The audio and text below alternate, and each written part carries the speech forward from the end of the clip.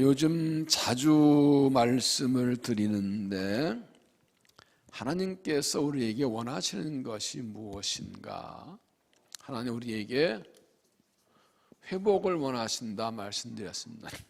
회복이 무엇입니까? 잃어버리던 것 도로 찾는 겁니다. 원래대로 돌아가는 겁니다. 하나님 떠난 백성이 하나님께 돌아오고 잃어버린 능력과 은총을 다시 찾는 건 회복입니다. 근데 하나님께서는 당연히 자기 백성의 회복을 원하시죠.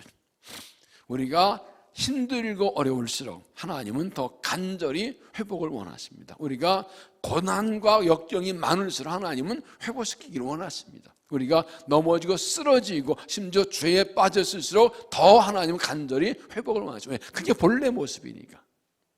믿습니까? 그런데 하나님께 회복을 넘어서 변화를 원하신다. 성장을 원하신다. 원래대로 돌아가는 것보다 거기서 좀 더 달라지고 이 고난과 역경을 통해서 회복이 되어서 강해지고 새로워지고 변화되고 성장되기를 원하시는 것이 하나님의 뜻입니다. 아프면서 큰다 그러죠. 아프면서 성장한다 그러죠. 하나님은 모든 고난과 역경을 통해서 우리를 새롭게 하고 변화하시기 원하십니다. 그런데 이렇게 회복되고 변화되기 위해서 우리가 할 일이 있습니다. 그것은 결단입니다. 결단은 순종으로 이어지는 것이죠. 하나님 우리를 일으키시고 회복시키고 살리시려 할 때 나도 회복되겠다고 변화되겠다고 결단하고 순종해야 됩니다. 때로 하나님 우리 회복 살리실 때 좀 과하다 싶을 때가 있어요. 근데 그래도 순종해야 됩니다. 내가 똑바로 서 있어야 되는데 어떤 일로 인해서 내가 이게 좀 이렇게 이쪽으로 여기가 중심인데 이만큼 벗어났어요. 이만큼. 어떤 사람은 이만큼 벗어났어. 어떤 사람은 여기까지 나가 떨어졌어. 그럼 하나님은 이 일이 돌아오게 만들어야 되는데 어떻게 해야 돼요? 땡겨야죠. 하나님 나를 땡기신다고. 이렇게 땡겨가지고. 근데 하나님 여기만 놓지 않고 요만큼까지 땡기세요. 또 이만큼 땡기세요. 왜 그러실까요? 그래야 조금 흔들려도 제자리 항상 지켜. 하나님께서는 회복이 아니라 더 성장하게 원하세요. 과하다 싶을 정도로 세게 땡기실 때가 있어요. 모른 척하고 그냥 따라와요. 모른 척하고 그냥 끌려와요. 그러면 성장하고 변화되는 거예요. 믿습니까? 여기 있으면 또 조금만 움직이면 또 떨어질 텐데. 그러니까 하는 김에 이양하는 김에 확 땡겨 놓는다고. 왜 이렇게 하나님 우리가 회복되고 변화되고 성장되기를 원하실까요? 그냥 원래 회복만 목적인가요? 아니에요. 하나님 우리에게 비전과 사명을 주셨어요. 하나님이 우리를 통해서 일하시려고 우리를 회복시키시고 성장시키시고 변화시키는 것입니다. 사도 바울은 고린도전서 3장에서 우리는 하나님의 동역자다 이런 말씀을 했습니다.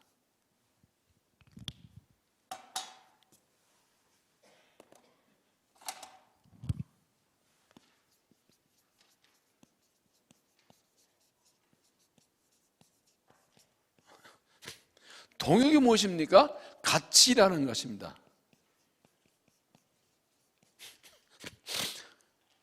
아니 우리가 감히 사람이 하나님의 동역자라니요. 종인데 근데 동역자라고 부르십니다. 같이 일하자 하나님 우리를 쓰시겠다는 것입니다. 사도 바울에게는 동역자들이 많이 있었습니다. 그가 위대한 사도지만 혼자 일하지 않았습니다. 그와 함께 일한 동역자들이 많이 있었습니다. 고린도 16장에 로마 16장에 많은 동역자들이 나옵니다. 하나 어떤 사람을 세우기를 하실 때 그에게도 동역자도 있어 함께 주의를 하는 것이 어떤 한 사람 뛰어난 사람이 하는 건 아닙니다. 그래서 동역자는 많을수록 좋습니다. 그런데 동역자라고 할 때 우리가 어떤 하나님의 사람 일할 때 다 함께 일하는 겁니다. 동역자입니다. 동역자 일할 때 세 가지 조건이 있어요.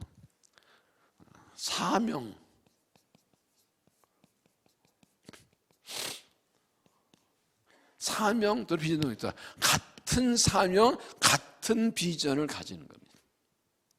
똑같은 비전을 가지는 겁니다. 그래서 비전에 동의하는 같은 사람이 그가 동역자입니다. 왜? 사명 비전 방향이에요. 방향이 같지 않으면 딴 데로 가지요. 그래서 같은 사명과 같은 비전을 가질 때 동역자가 될 수 있습니다. 또 하나는 믿음입니다. 하나님 주신 사명과 비전은 사실 이해되지 않을 때가 있습니다. 어떻게 그렇게 될 수 있을까요? 믿어지지 않습니다. 불가능해 보입니다. 아니 그런 게 어떻게 이루어질 수가 있어? 그러나 사람 보기에 불가능해도 하나님이 하시면 한다는 믿음을 가져야 돼요. 같은 믿음. 비전은 같은데 사명 같은데 믿음이 없으면 함께 일할 수가 없어요. 그럼 동역자 아니에요, 방해자지. 그래서 같은 믿음, 하나님 된다 확실한 믿음을 가지고 있어야 됩니다. 또 하나는 무엇입니까? 기도입니다. 하나님이 하시지만 기도해야 이루어지거든요. 그래서 같이 기도, 같은 사명 가지고 같이 기도하는 사람이 동역자입니다. 기도 없이 이루어지지 않거든요. 이러한 믿음을 가지고 어려운 때 하나님에서 붙들려서 회복되어서 변화되어서 하나님 지변을 따라 함께 달려가는 주의 일꾼들, 동역자들이 되시기를 바랍니다. 그런 의미에서 이 11절 말씀이 아주 중요합니다. 여러분, 신앙은 하나님 믿는 것입니다. 여러분, 그러면 하나님을 믿으면 뭐가 달라지나요? 예수 믿으면 뭐가 달라요? 이겁니다. 예수 믿으면 사는 게 편해지는가 불편해지는가? 네? 예수 믿으면서 인생 사는 게 더 자유로워졌습니까? 더 불편해졌습니까? 고린도서 3장 17절에 이런 말씀이 있습니다. 주는 영이시니 주의 영이 계신 곳에는 자유가 있느니라. 그러면 하나님이 영이 계신 곳에 자유가 있어요. 그럼 내가 성령 받고 주의 영이 나와 함께 계시면 나는 어떤 사람이에요? 자유로운 사람이에요. 그러면 여러분, 나는 예수 믿고 성령 받고 그 하나님 주신 자유를 얻고 자유롭게 살아가고 있습니까? 예수 우리를 자유롭게 하려고 오셨다고 그랬어요. 누가복음 4장 18절에 주의 성령이 내게 임하셨으니 이는 가난한 자에게 복음을 전하게 하시려고 내 길을 모시고 나를 보내 포른 자에게 자유를, 눈먼 자에게 다시 보게 함을 전파하며 눈을 자 자유롭게 하고 주의 은혜를 전파하게 하십니다. 하나님께서 묶인 자와 갇힌 자를 자유롭게 하려고 예수님 보내셨다고 말씀하고 있습니다. 그래서 십자가 보혈로 죄를 용서하고 우리를 죄에서 마귀에게서 사망에서 자유로운 하나님의 자녀가 되게 해주셨어요. 가라다 5장에 말씀합니다. 그래서 계속 우리를 자유롭게 하려고 자유를 주셨으니 그러므로 굳건하게 사시는 종의 멍에를 매지 말라. 우리가 죄의 종으로 살고 있을 때 예수님께 십자가에 죽을 부활하시고 나를 살리심으로 우리에게 자유를 주셨습니다. 다시는 죄의 종이 되지 말라. 다시는 매여 살지 말고 자유롭게 살아라 말씀하십니다. 그러면 나는 예수 믿은 후에 성령 받고 그래서 그리스도 안에서 자유로운 삶을 살고 있습니까? 지난번에도 말씀을 드렸는데 이게 아주 중요합니다. 성경은 사람을 일단은 불신자와 신자로 나눕니다. 불신자, 신자의 차이가 뭡니까? 이 사람 마음이라고 치면 여기 의자가 있습니다.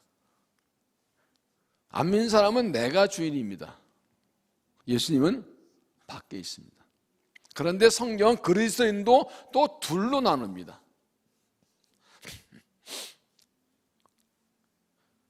육에 속한 그리스도인, 영에 속한 그리스도인.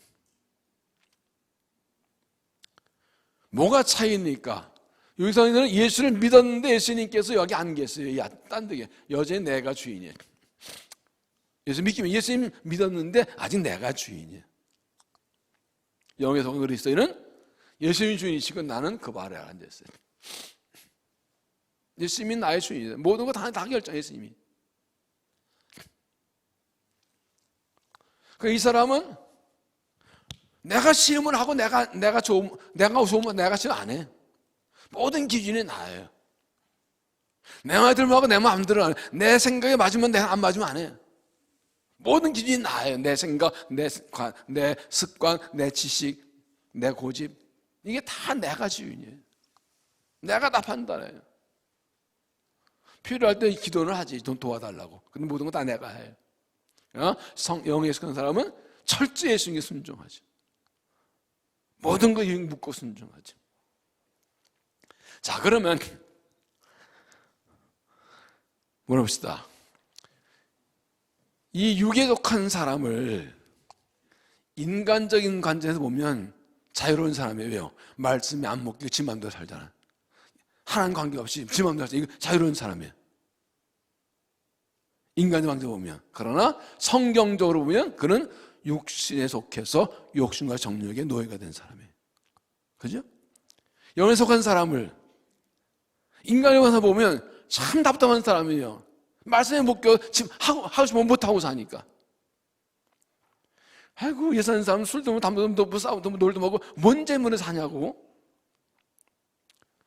이 안 믿는 사람 볼 때는 육에 속한 사람보다 영에 속한 사람은 답답한 사람이에요. 하고 싶은 거 마음대로 못해. 말씀에 매여서. 그런데 믿음 보면 이 사람은 욕심과 정욕에 매이지 않고 말씀 안에 자유로운 사람이에요. 어떤 게 진짜 자유예요? 어느 게 진정한 자유예요? 주의 영이 계신 것은 자유함이니라. 그리스도의 법원에 저런 게 이게 진짜라. 여러분 어느 쪽에 속해 있어요? 저도 금요일에 나오신 분들 여기 속했겠지. 현실적으로는 안 그래야 되는데 자주 왔다 갔다. 요건 안 그랬으면 좋겠는데. 그래서 신앙생활은 영적 싸움입니다.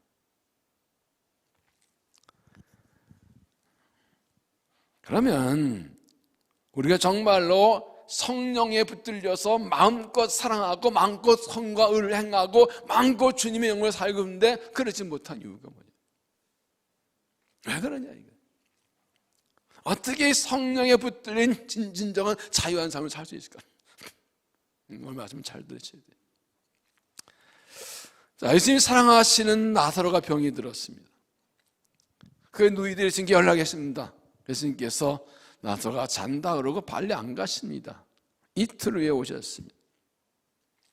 나사로는 죽었습니다. 예수님 말씀하십니다. 이 병은 하나님의 영광의 병이다. 이렇게 말씀하십니다. 마르다 마리아는 예수님이 진짜 오셨으면 그러면 안 죽었을 텐데요. 지난주 말씀 보면 예수님께서 나는 부활의 생명이 나를 믿는 죽어서 할 것이냐 믿겠느냐? 믿습니다. 했더니 예수님께서 그걸 받아주십니다.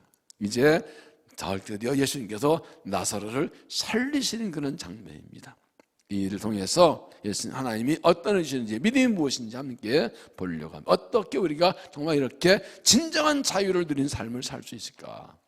첫째, 예수님을 믿고 맡기라. 39절 예수께서 이르시되 돌을 옮겨 놓으라 하시니 그 죽은 자의 누이 마르다가 이르되 주여 죽은 지가 나흘이 되었음에 벌써 냄새가 나나이다. 여러분 죽은 지 나흘 됐어요. 냄새나는 거 당연해요. 근데 왜 문 열려고 그래요? 뭐 하자고. 이 마르다다 죽은 지 나흘 되어 냄새납니다. 뭐예요? 끝났다는 얘기입니다. 죽었는데 뭘 더 하냐고. 더 할 게 없다고. 끝났다고.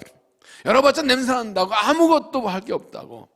그런데 예수님 말씀하신 40절 예수께서 이르시되 내 말이 네가 믿으면 하나님 공을 보리 하지 않느냐 하시니 내 말을 나를 믿으면 영광 볼 것이다. 무엇입니까? 앞에 25절 말씀이죠. 예수께서 이르시되 나는 부활의 생명이니 나를 믿는 자는 죽어도 살겠고 무릇 살아서 나를 믿는 자는 영원히 죽지 아니 네 이것을 내가 믿느냐. 예수님이 부활이요 생명이시를 믿는다면 문을 열어라. 그러면 하나님의 영광을 볼 것이다. 하나님이 살린 걸 볼 것이다. 무슨 말? 이것은 예수 믿고 맡기라는 것입니다. 모든 끝났어도 더 이상 기대할 것 없어도 아무 할 것 없어도 예수님이 하신다면 믿고 맡기라는 겁니다. 너 보고 나서 살려 안 그래서 너는 문만 열어. 너 보고 하라는 게 아니야. 문만 열어. 그게 믿음이야. 네가 나를 믿으면 약속 믿으면 문을 열라고. 냄새 나간다고 내가 알아서 할게. 숙고하게 내가 할 거야. 우리가 하라고 하지 않습니다. 믿고 맡기라고 하십니다. 믿음은 맡기는 겁니다. 맡기지 못하면 믿음이 아닙니다. 못 맡기면 못 믿어 그래요. 왜 자꾸 우리가 이 믿음의 길 가주라면서도 못 맡겨요. 내가 붙들고 뭐 하려고 그래요. 내가 하려고 그래요. 그러니까 이게 안 되는 거예요. 될 것 같지 않은 거예요. 불가능한 거예요.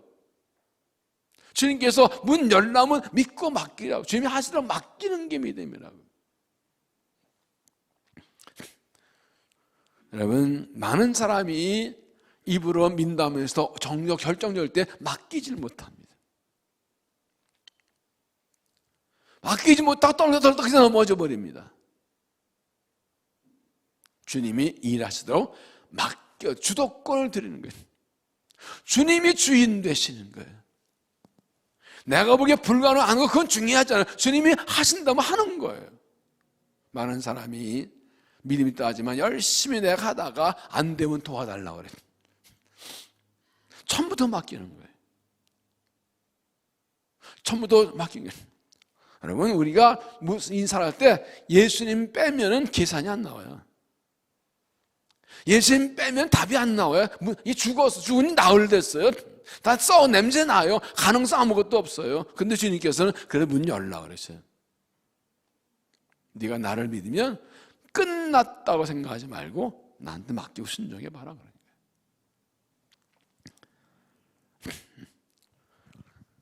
그렇기 때문에 믿음의 사람들은 내면 안 된다고 포기해서 안 됩니다. 주님이 하시면 됩니다.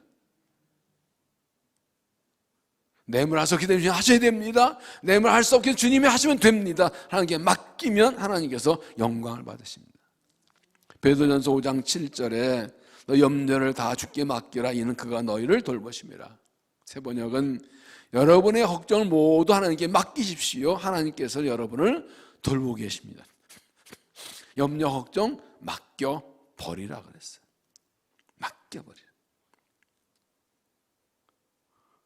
시편 37편 5절 내 길을 여호와께 맡기라 그를 의지하면 그가 이루시고 내 일을 빛같이 나타내시며 내 공의를 정 빛같이 하시려다. 잠언 10장 3절 너의 행사 여호와께 맡기라 그리하면 내가 강력한 것이 이르리라. 믿음은 맡기는 겁니다. 내가 하는 거 아닙니다.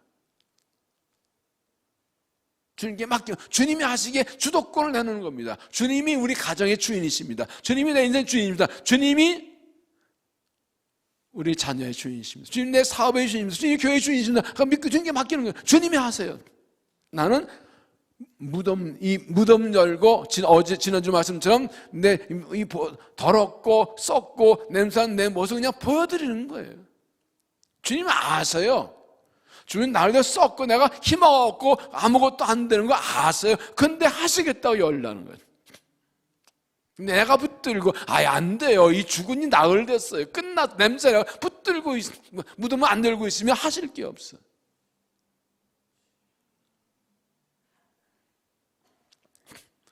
그래서 맡긴다는 것은 다른 말로 순종하는 것입니다.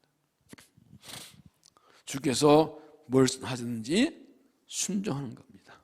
주님 나흘 돼서 썩고 냄새나도 주님께서 하신다면 순종하는 겁니다.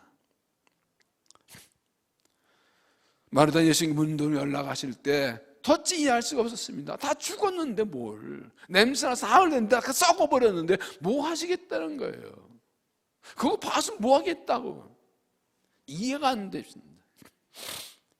믿음은 이해하는 것이 아니라 순종하는 겁니다.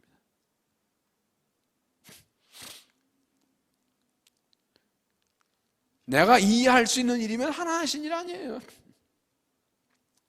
하나님을 다 이해할 수가 없어요. 우리가 속알면서 이제 세대가리라고 그러죠. 세대가리죠. 생각이 없어서 세대가리야 그러죠. 속알머리 없다고. 세대가리, 좀 고상하게 새뇌. 뭐 들었어요? 별거 없어요. 요만해요. 인간의 뇌는 엄청나. 인간의 뇌가 이게 아무리 써도 인간이 평생 10%도 못 쓴대요. 인간의 뇌가 엄청나요. 거기에 비하면 세대가는 별거 아니지 뭐. 하나님 보시고 우리는 세대가리요. 위대하신 하나님 보기에는 우리는 우리 머리를 하나님을 다 이해할 수가 없어요. 이해하려면 죽어도 안 돼요. 죽을 때까지 안 돼요. 그럼 이해하고 순종하면 죽을 때까지 순종 못해요. 어떻게 하나님을 다 이해해? 하나님을 어떻게 하나 섭리를 어떻게 다 이해하냐고. 믿고 순종하는 거예요. 나를 사랑하신 줄 아니까. 전능하시면 하나님과 믿고 순종하는 거예요. 예수님 말씀하시죠. 네가 믿으면 하나님의 영광을 보리라. 내 생각, 내 상식, 내 지식, 내 경험, 내 방법 다 내려놓고 믿고 맡겨서 죽은 지 나흘 된 사람도 살리시는 영광의 은혜를 입는 믿음이 되시기를 바랍니다. 두 번째는 하나님께 기도하라. 41절 돌옮겨 놓으니 예수께서 손등을 들어 우러러보시고 이르시되 아버지여 내 말을 들으신 것을 감사하나이다. 항상 내 말을 듣는 내가 알았나이다. 그러나 이 말씀 하무는 것은 들러선 무리를 위함이니 아버지께서 나를 보내신 것을 그들로 믿게 하려 했습니다. 마르다가 순전해서 무덤을 열자 하나님께서 주님께서 먼저 기도부터 하십니다. 눈을 들어 하늘을 우러라고 하셨습니다. 죽은 지 나흘 돼 썩은 냄새나는 나사로의 무덤 안을 들어보시지 않고 그 전에 하늘으로 기도하십니다. 순서를 보셔야 돼요. 죽어버리고 썩어버린 현실을 보시기 전에 먼저 하늘을 보시고 하나님으로 기도부터 하세요. 이게 믿음입니다. 현실은 죽은 지 나흘 됐고 썩어 냄새나고 가능성이 전혀 없는데 이거 보기 전에 우리 제일 먼저 할 일은 하늘을 하나님 바라보고 기도부터 해야 된다. 현실 보면 소망이 없어요. 끝났어요. 한숨만 나와요. 근데 그 전에 뭐부터 하라고요? 기도부터 하라고요.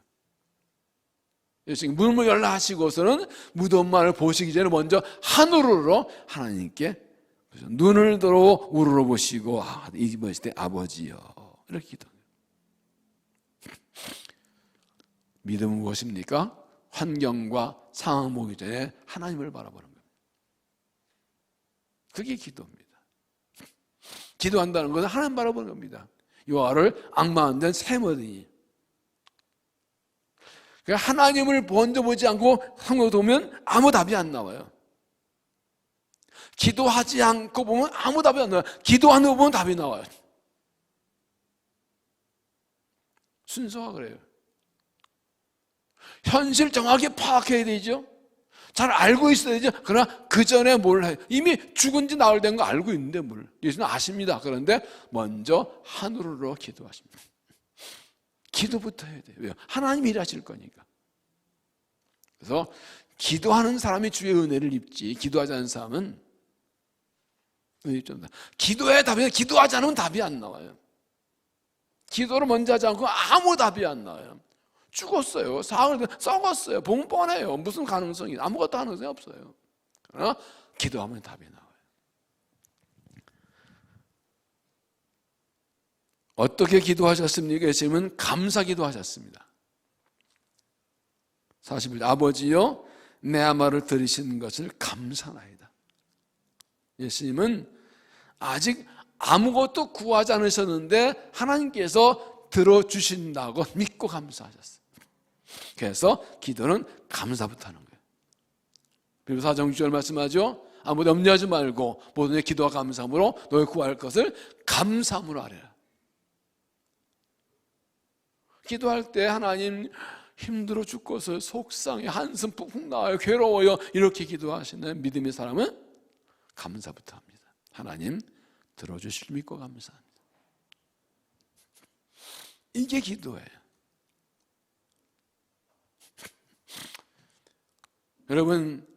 여러분의 기도나 또는 예배 때 회중 기도하는 분들이나 기도를 들어보십시오. 감사 빠진 기도는 기도가 아닙니다. 다른 것부터 나와. 이미 은혜 받았는데 감사부터 해야지. 믿음은 감사부터 하는 거예요. 감사가 빠진 건 기도가 아니에요. 예수님은 감사하셨어요. 성찬식 하실 때도 축사하시고 축복하시고 감사하시고. 믿음의 사람은 하나님이 하시고 믿기 때문에 감사부터 하는 거예요. 의도적으로 감사부터 해야 됩니다. 감사하는 게 믿음이기 때문에. 큰 문제가 있어요. 어려움이 있어요. 거려움이 있어요. 내가 보기 절대 힘도 불가능해요. 근데도 기도할 때 하나님 감사합니다. 내 기도 들으심을 감사합니다. 지난번에도 들어주셨고 이번에 기도를 믿고 감사합니다. 감사가 하나님 마음 움직이는 거예요. 또한 예수님은 믿음으로 기도하셨습니다. 42절에 항상 내 말을 들으신 줄을 내가 알았나이다. 하나님께서 기도 하신 것을 알았기 때문에 믿고 기도하십니다. 이번에도 들으시는 내가 믿습니다. 기도는 믿음을 하는 겁니다. 기도 들으시면 좋고 안 할 수 없고 아니라 들으시면 믿고 하는 겁니다. 믿지도 않는데 주나요? 믿음의 기도 응답 받습니다. 그러니까 기도하면 할수록 뭐가 좋아져요? 믿음이 좋아지는 거예요. 하면 할수록 믿음이 확실해지는 거예요.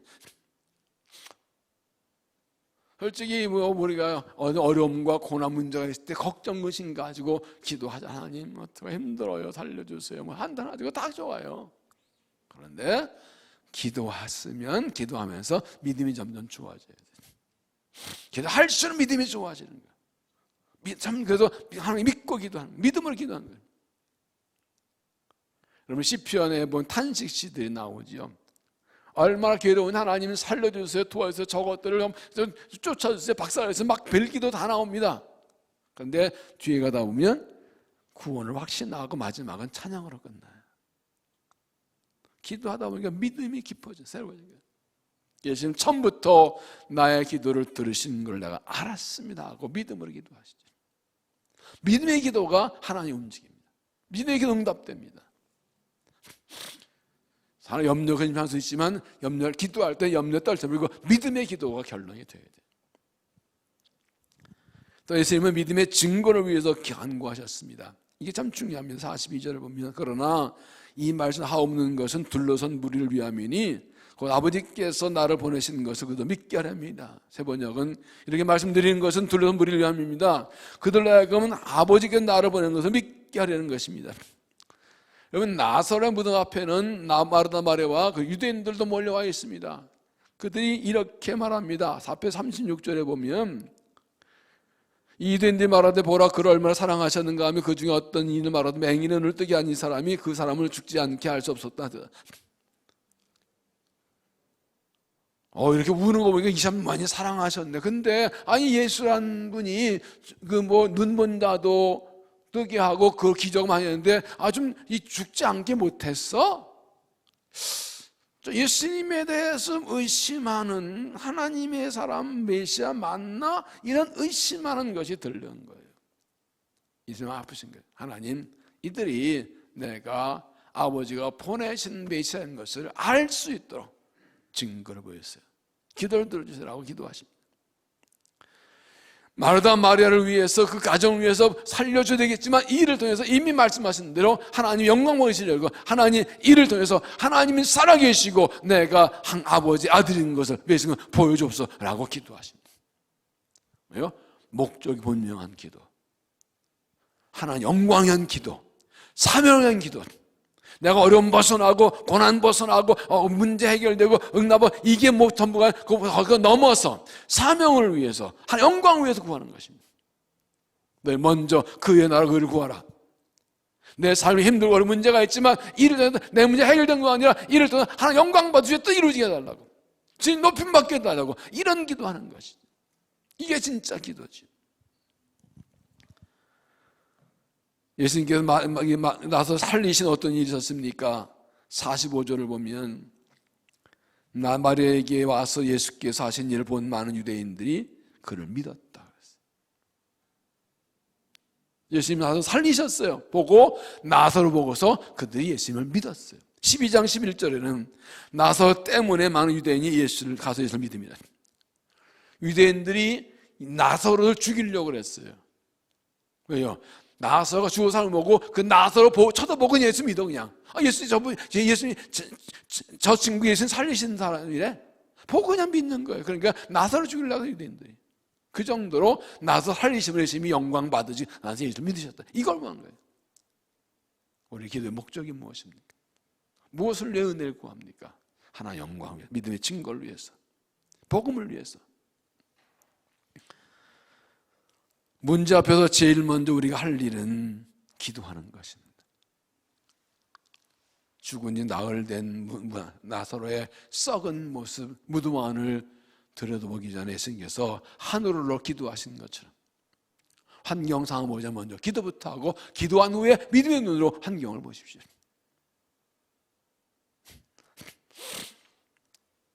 하나 믿는 마음으로 감사함으로 기도하십시오.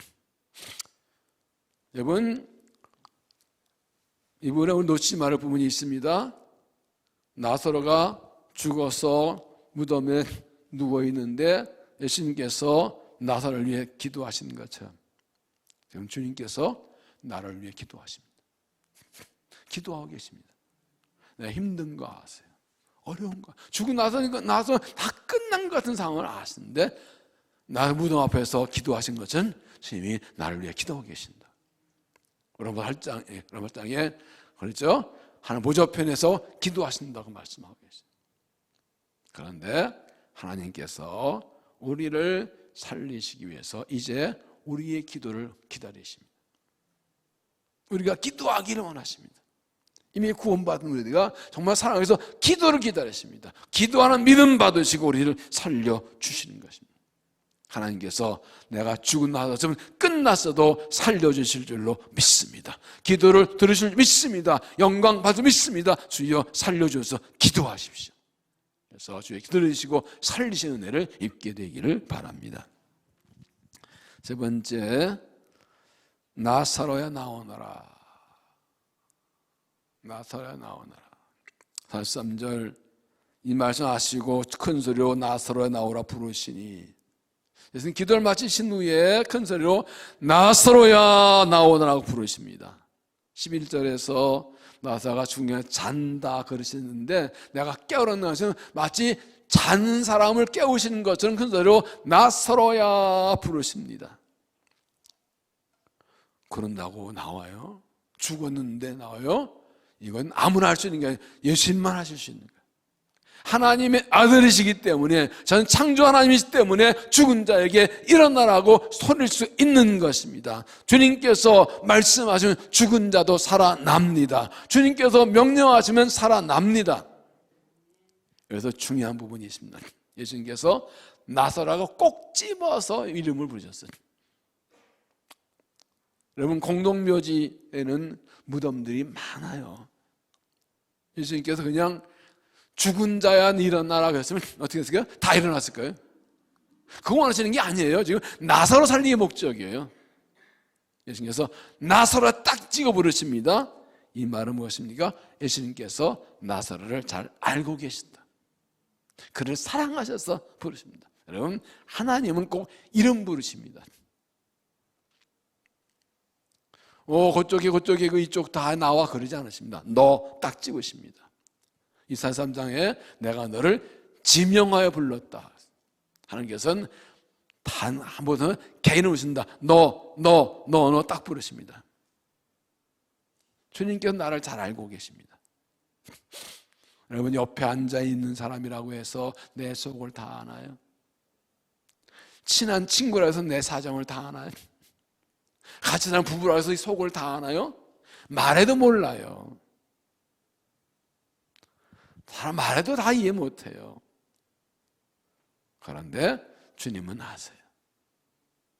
나를 너무 잘 아세요.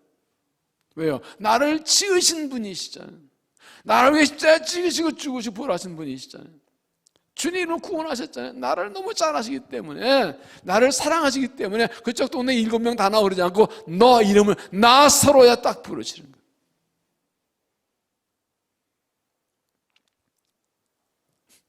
여러분, 예수님께서 죽고 나서 무덤 앞에 서셨습니다.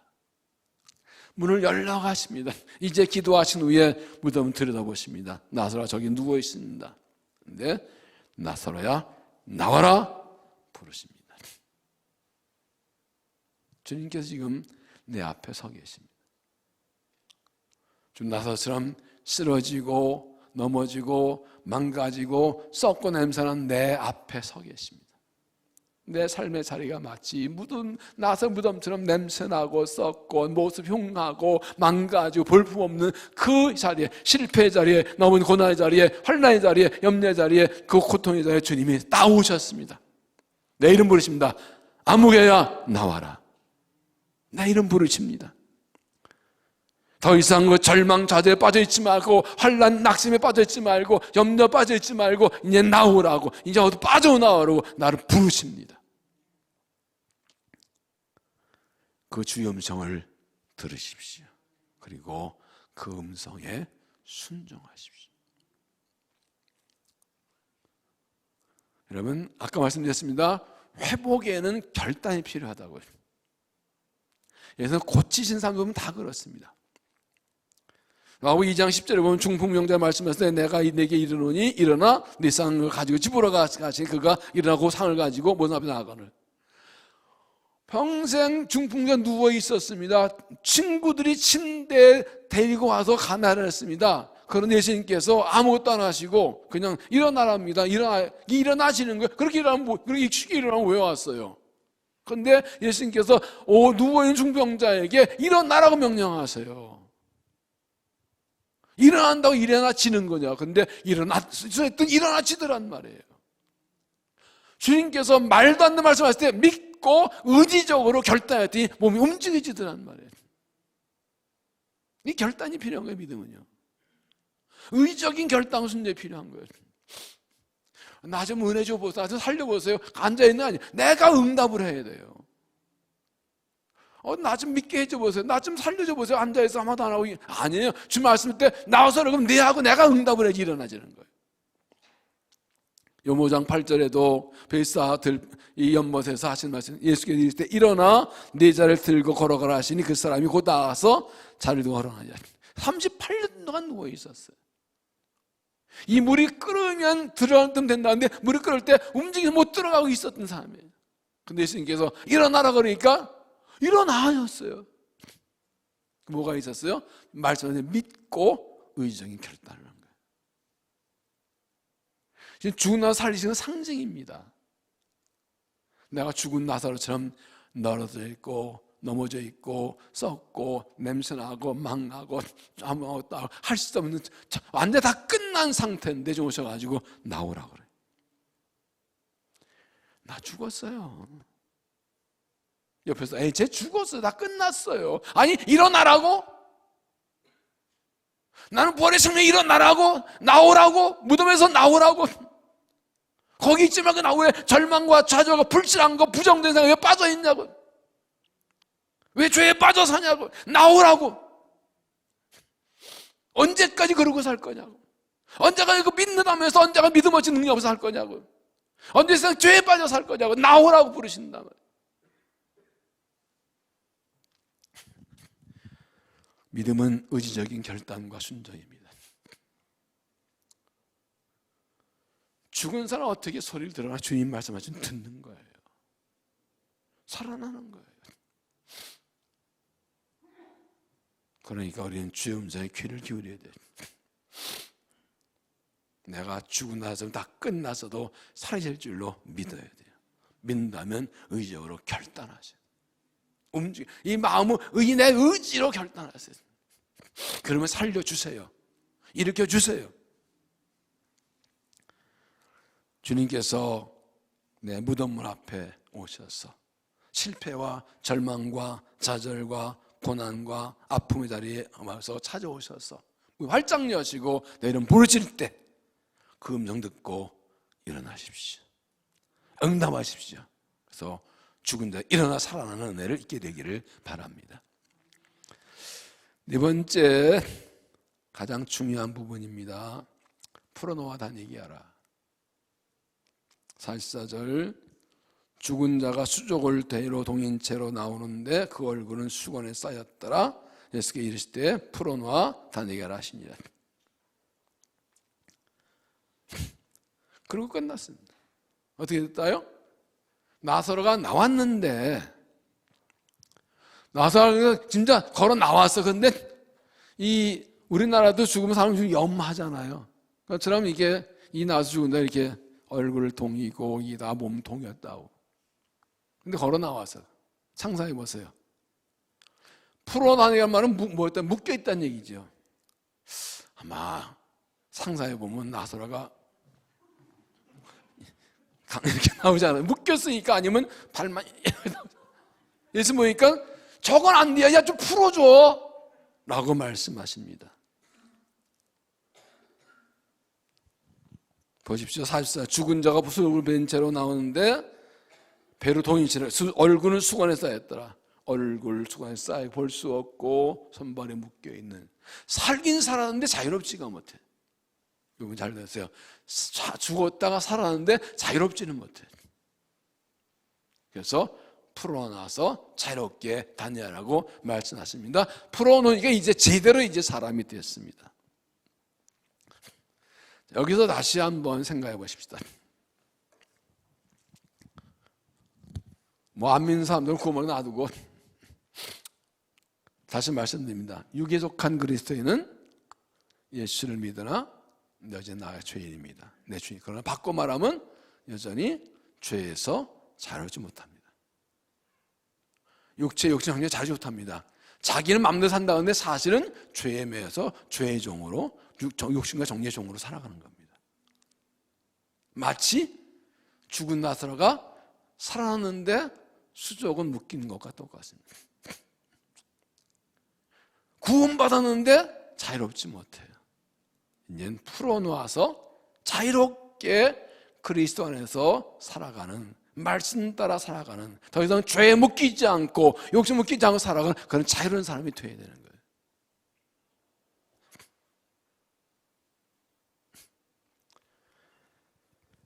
이렇게 보면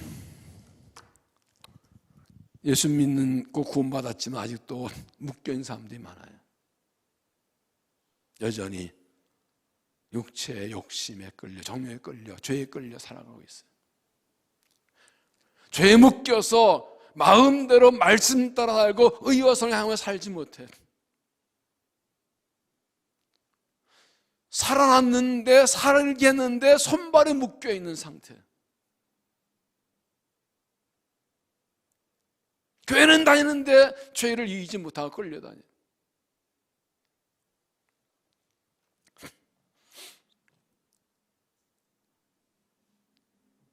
이걸 풀어내야 된다. 이 묶은 걸 끊어내야 자유롭게 뛰며 걸으며, 사도행 3장에 앉은 배 고침받고 어떻게 해서 뛰며 걸으며 하나님을 찬양하며 성령 들어갔다 그러죠. 이 상태에 되는데 묶여있는 사람들이 많아. 순종이 잘하는데 의와 선행하는데 뭐 자꾸 걸려 묶여있어요. 욕심과 정욕에 세상에 죄에 묶여있어요.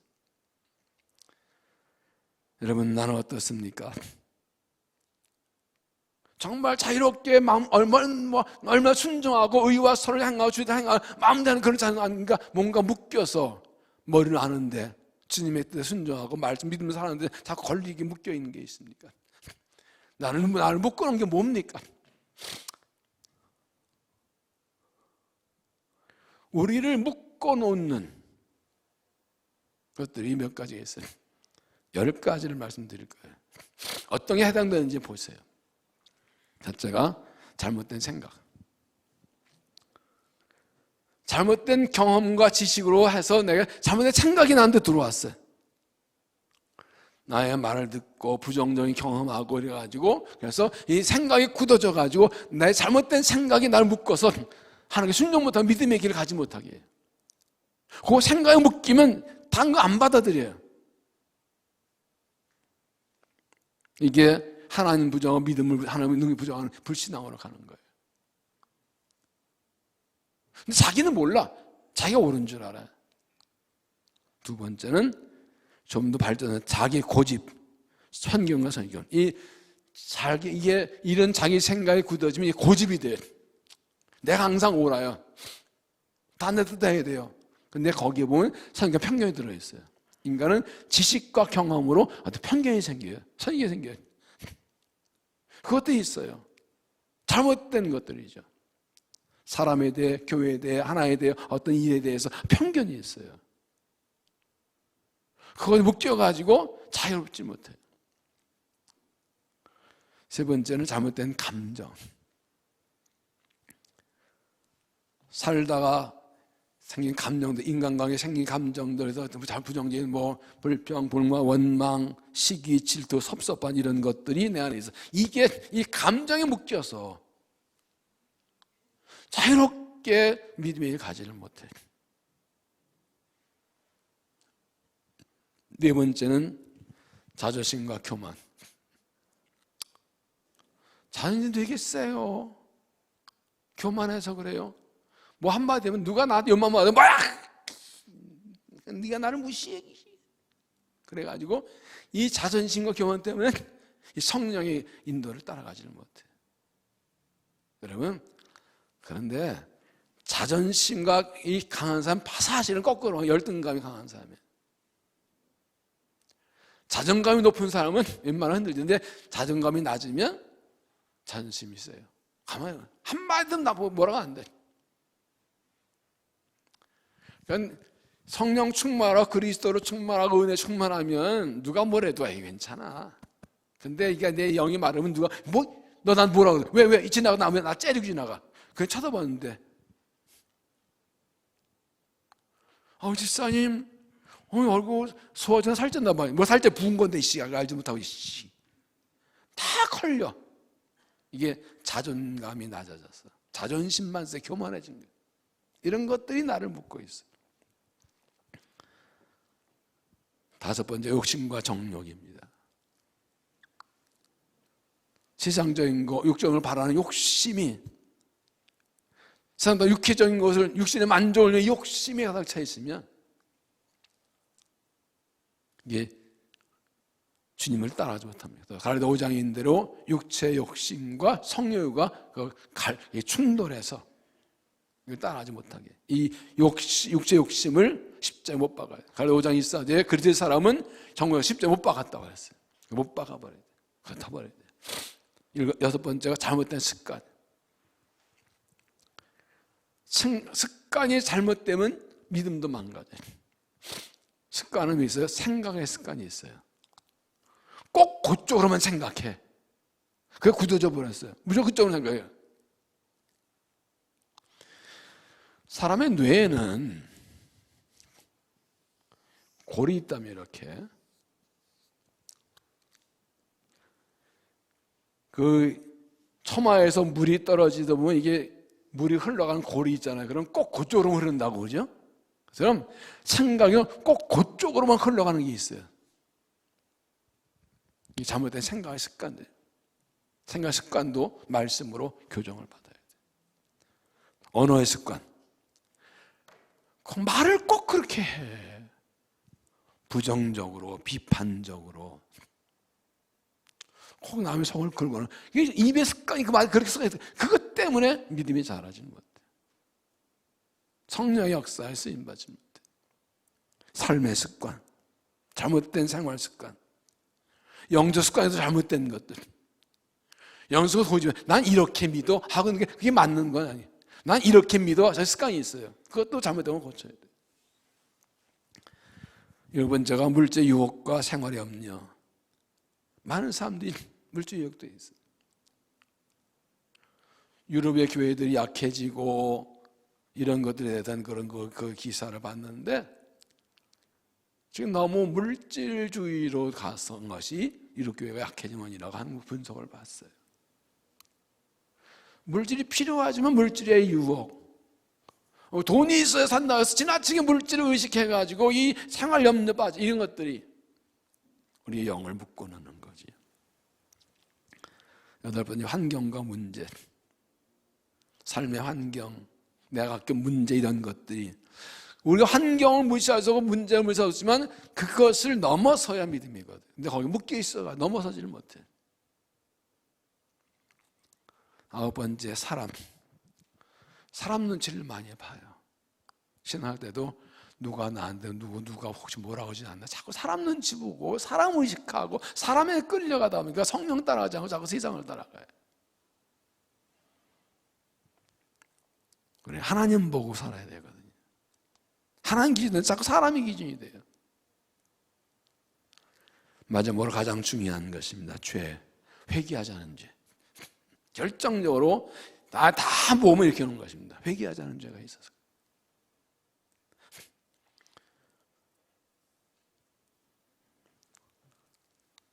열 가지를 들으시면서 어떤 느낌이 드셨어요? 어떤 게 나한테 해당되는 것 같아요? 몇 가지나 해당돼요? 10가지 다라고 손들지 마세요. 우리 다 한 가지 다, 몇 가지 다 있어요. 어떤 게 가야 그거 다 있어요. 중요한 것은 깨닫는 거예요. 이게 내 문제라는 거. 이게 내 발목을 잡았다는 거. 이게 날 묶어놨다는 거. 예수 구원 받았는데 갈라디아 5장을 좀 찾아봅시다.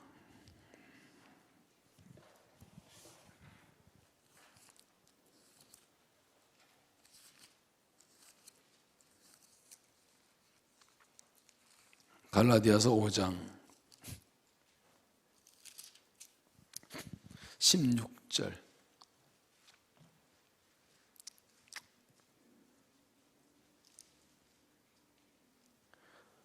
내가 이르노니 성령을 따라 행하라. 그리하면 육체의 욕심을 이루지 아니하리라. 17절 다 같이. 육체의 속은 성령을 거스르고 성령은 육체를 거스르나니 이들이 서로 대적함으로 너희가 원하는 것을 하지 못하게 함이니라. 18절 너희가 성령의 인도하시는 바가 되면 율법 아래 있지 아니하니라. 뒤에 19절부터 21절까지 육체를 따라가다 짓는 죄들이 쫙 나오죠. 육체일이. 그리고 22절 3절에 성령이 나오고. 그러니까 우리 안에서 육체 욕심과 정욕이 일어나요. 육체에 있고 있기 때문에 성령의 말씀이 있어요. 이 둘이 부딪혀요. 정반대예요. 그런데 육체 욕심을 따라가면 이런 일들을 하고 성령 따라 이런 일들을 하면 아까 말씀드린 대로 우리가 의지적인 결단이 있어야 돼요. 성령께서 말씀하실 때 그쪽을 따라가야 돼요. 거기를 잡아야 돼요. 그 성령 인도를 따라갈 때 이런 육체 묶인 것들이 끊어지는 거예요. 여러분 잘 보십시오. 오늘 본문 44절 다시 보시면 죽은 자가 수족을 베린도 보는 처럼 나오는 그 얼굴 수건에 있더라. 예수께서 이르실 때 풀어 다니게 하라. 잘 보세요. 예수님께서 나사로를 살리셨는데 묶은 것은 풀어주지 않으셨어요. 사람 보고 풀어주라고 그랬어요. 우리를 살리셨어요. 묶은 거는 내가 풀어야 돼요. 내가 결단해야 돼. 이거까지 주진 않아요. 이건 내가 끊어요. 이거 그래서 육체 욕심을 따라가고 성령을 따라 내가 결단해야 돼. 두 가지는 하나는 내가 묶여있다는 걸 모르는 사람들이 있어요. 나 교회 다니니까 다 잘 믿는 것처럼. 근데 사는 건 아니에요.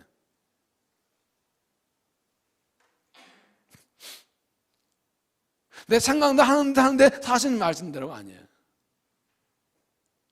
정말 성령께서 모르면서 그걸 민감하게 성령의 역사하시는 말씀을 구하는 그런 믿음이 없으면 분별이 안 돼요. 내 생각 옳은 대로 가는 거예요. 내 생각이 아니죠. 성령의 생각이죠. 로마서 8장했죠. 육신의 생각은 사망이고 성령의 생각은 생명과 평안이라고. 그걸 분별할 줄 알아야 되고 성령이 할 때 과감히 결단할 줄 알아야 돼요. 부단히 우리가 말씀과 기도를 몸부림쳐야 되는 이유가 그래야 분별하고 그것을 뿌리치고 성령에 따라서는 그런 능력이 생기는 거예요. 여러분, 무엇이 나의 신앙 성장을 가로막습니까? 무엇이 성령 충만을 잃어버리게 합니까? 무엇이 순종을 방해합니까? 무엇이 하나님을 위해 가지고 무엇이 살아가지 못하게 합니까? 무엇에 묶여 있습니까? 주님은 죽은 나를 살리기 원하십니다. 나를 자유롭게 하기 원하십니다. 우리를 자유롭게 하러 오셨습니다. 이 말씀을 들고 내 자신을 바라보고 이 중요한 때 내 자신의 모습을 바라보고 과감히 육체의 죄를 끊어버리고 정욕을 끊어버리고 결단해서 주의 음성에 응답해 일어나서 문을 걸고 성령 충만해서 주님을 따라 살아가는 의길과 쓰임받는 믿음 될 수 있기를 주의 이름으로 축원합니다. 기도하겠습니다. 하나님, 말씀으로 하나님의 마음을 알게 하시고 하나님을 가르쳐 주시고 우리 모습을 보게 하시니 감사합니다. 은혜를 간구합니다. 우리를 죄에서 구원하시고 살려주신 은혜 감사합니다. 주님, 우리에게 말씀하여 주옵소서. 나사렛 나오라 불러주시면 우리가 일어나서 모든 실패와 절망과 낙심을 벗어내고 일어나겠습니다. 주여, 우리를 불러 주시옵소서. 주님, 우리 모습 보여주옵소서. 주님, 도와주시옵소서. 육체의 죄를 끊어버리고 욕심을 끊어버리고 자유롭게 주님을 섬기며 살겨납니다. 주님, 도와주시옵소서. 말씀을 듣고 찬양 기도할 때 성령 역사에서 성령 충만기와 성령으로 다 이견을 끊어내고 승리하고 새롭게 일어나 주를 따라가도록 은혜를 도하여 주시옵소서. 예수님 이름으로 기도하옵나이다.